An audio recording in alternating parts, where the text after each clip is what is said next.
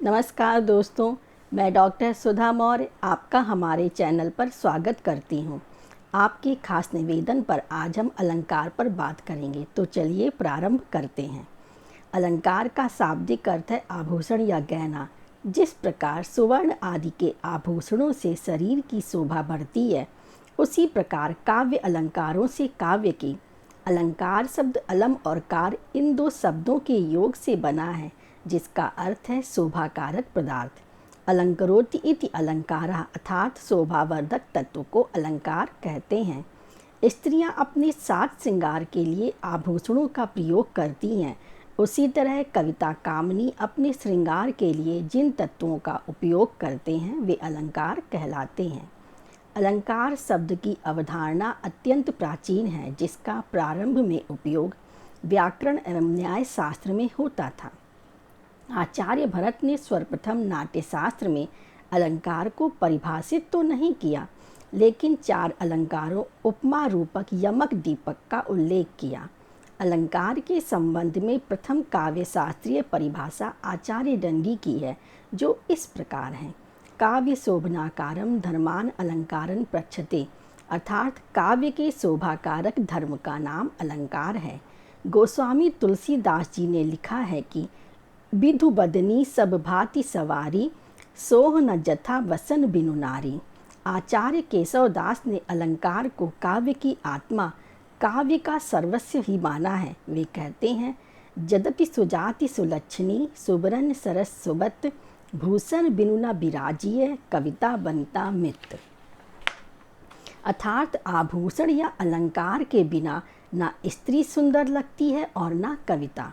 इससे स्पष्ट होता है कि अलंकार काव्य को रमणीयता प्रदान करते हैं।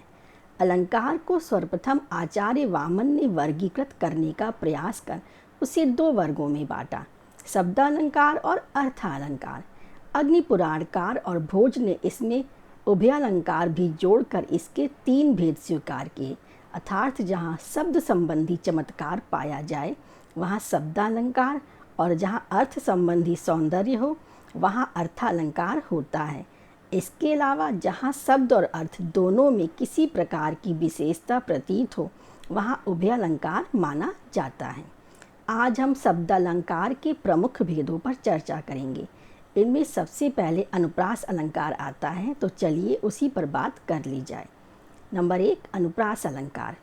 अनुप्रास शब्द अनु प्लस प्रास शब्दों से मिलकर बना है। अनु शब्द का अर्थ है बार बार तथा प्रास का अर्थ है वर्ण। जहाँ स्वर की समानता के बिना भी वर्णों की बार बार आवृत्ति होती है वहाँ अनुप्रास अलंकार होता है। यानी जहाँ किसी पंक्ति के शब्दों में एक ही वर्ण एक से अधिक बार आता है वहाँ अनुप्रास अलंकार माना जाता है। जैसे कहा जाए, चारु चंद्र की चंचल किरणें खेल रही हैं जल थल में, या तरणि तनुजा तट तमाल तरवर बहुछाए। इन पंक्तियों में चा, ला और ता वर्ण की आवृत्ति होने से यहाँ पर अनुप्रास अलंकार पाया जाता है। नंबर 2, यमक अलंकार। यमक का अर्थ है 2। जहाँ पर एक ही शब्द एक से अधिक बार प्रयुक्त हो और उसके अर्थ भी भिन्न भिन्न हो वहाँ यमक अलंकार होता है। जैसे कनक कनकते सौगुनी, मादकता अधिकाए, वा खाए बौराए जग, या पाए बौराए। या दूसरी काव्य पंक्ति, काली घटा का घमंड घटा, नभ मंडल तारक वृंद खिले। अर्थात यहाँ पहले उदाहरण में एक कनक का अर्थ सोना है और दूसरे कनक का अर्थ धतूरा है। इसी प्रकार दूसरे उदाहरण में एक घटा का अर्थ बादल है और दूसरी घटा का अर्थ कम होना है, इसलिए यहाँ पर यमक अलंकार पाया जाता है। नंबर 3, श्लेष अलंकार। जहाँ किसी शब्द के एक से अधिक अर्थ निकलें वहाँ श्लेष अलंकार होता है, अर्थात जहाँ एक ही शब्द एक बार प्रयुक्त किया जाए और उसके अर्थ भी भिन्न भिन्न हो वह श्लेष अलंकार होता है। श्लेष का अर्थ होता है चिपका हुआ, यानी श्लिष्ट शब्द में एक से अधिक अर्थ चिपके हुए रहते हैं। जैसे काव्य उदाहरण है, चरण धरत चिंता करत, चितवत चारहु ओर, सुबरन को खोजत फिरे, कवि व्यभिचारी चोर। यहाँ दूसरी पंक्ति में सुब्रन शब्द का प्रयोग किया गया है, जिसे कवि व्यभिचारी और चोर तीनों ढूंढ रहे हैं। इस प्रकार एक शब्द सुब्रन के यहाँ तीन अर्थ हैं।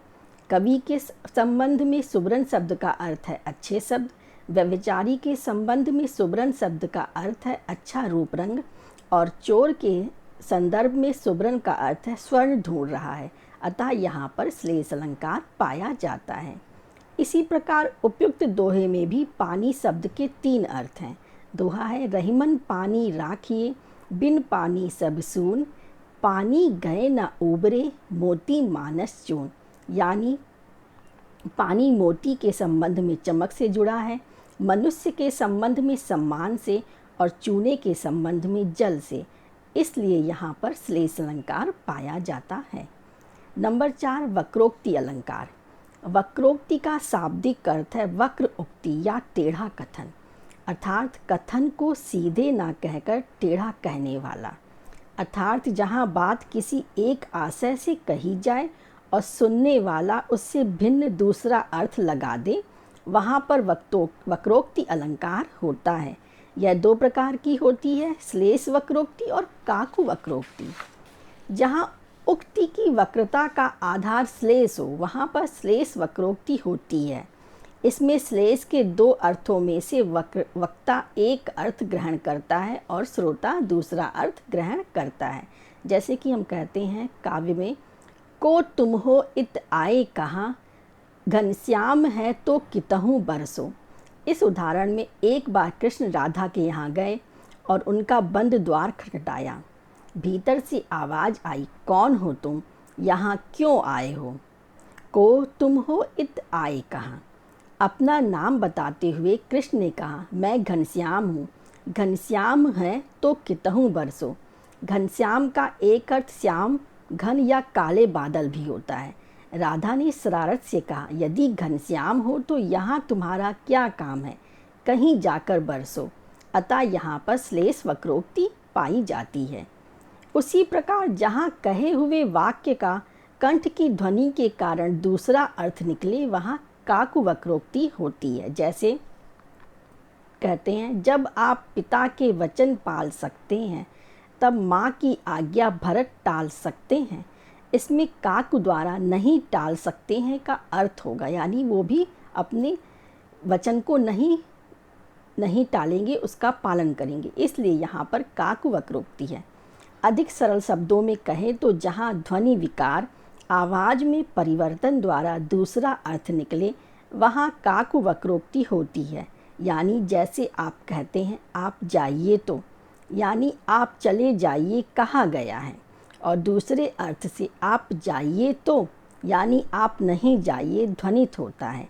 अतः काकु वक्रोक्ति यहाँ पर पाई जाती है। नंबर 5, विप्सा अलंकार। विप्सा अलंकार का सर्वप्रथम विवेचन रीतिकालीन आचार्य भिखारी दास ने किया था। उनके अनुसार जब अत्यंत आदर के साथ एक शब्द की अनेक बार आवृत्ति हो तो वहाँ विप्सा अलंकार होता है। वे कहते हैं, एक शब्द बहुबार जहाँ अति आदर सो होई, ताही विप्सा कहत है कवि कोविद सब कोई। अर्थात विप्सा में शब्द बार बार आते हैं, किंतु वे आदर, उत्साह, आश्चर्य, शोक, घृणा आदि मन के मनोभावों को सूचित करने के लिए आते हैं। जैसे छी छी, राम राम आदि।